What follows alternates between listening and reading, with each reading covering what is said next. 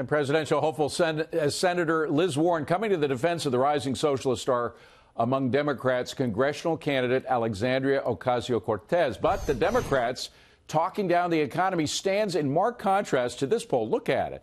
Came out yesterday showing that even most Democrats think the economy is doing pretty well. Here now is Steve Forbes, Forbes media chairman. So, Steve, Democrats are not only fighting Republicans on the economy, they're fighting their Democratic friends. Yeah, talk about fighting the last war. I'm surprised they haven't brought out the cavalry and horse-drawn carriages and saying this is the future. Even though many of these people are young, like that congressional candidate, their thinking is ossified. They're dinosaurs. They think that socialism works. It doesn't. Hasn't worked anywhere.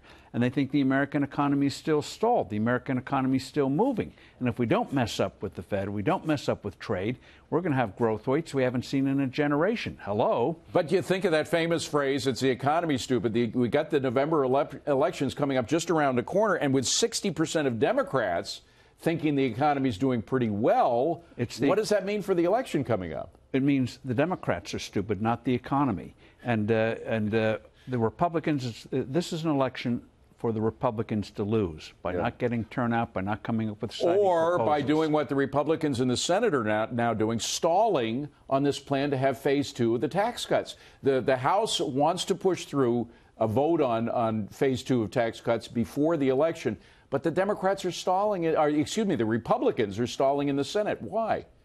Because they don't think they have the 60 votes to pass. They forget. We're framing issues right now. So the House should just go ahead, pass a juicy tax cut, and then send it over to the Senate and say, do something. And if it gets voted down, they have an issue. We try to get it. We need more Republicans to get this thing through. Frame the debate instead of being passive. Okay. Well, meanwhile, the president is getting a lot of feedback on what he said about the Federal Reserve.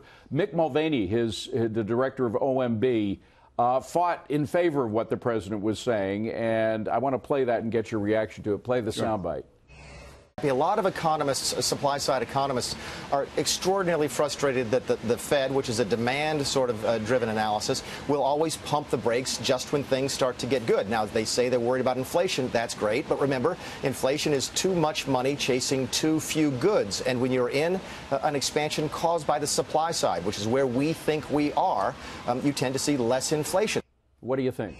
Prosperity does not cause inflation. Bad actions by the Federal Reserve cause inflation by creating money, undermining the value of the dollar. So it's in the hands of the Fed. And that's why I think the president was perfectly right, because when the Fed starts talking about overheating, do you feel if you get more money, you're overheating?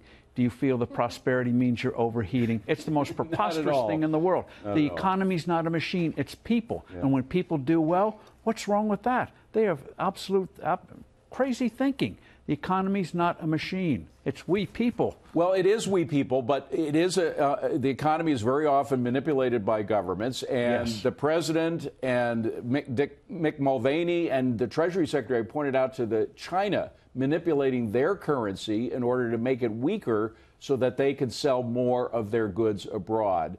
And there may be actions taken in that regard. They certainly have been devaluing their currency all week. What do you think about that?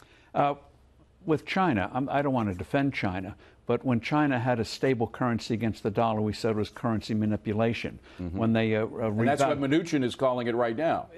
The problem with China is not currency. The problem with China is trade abuses, not letting our people in, forcing partnerships they don't want, giving away technology and things like that. Those are the problems we need to focus on. What China should be urged to do is fix the yuan against the dollar the way Hong Kong did 35 years ago. Then it's not an issue anymore. Focus on the real issues. And if we could get Republicans in the Senate to do their due diligence with regard to tax cuts, things would be even better. It would be even better. They could start earning their pay. How about that?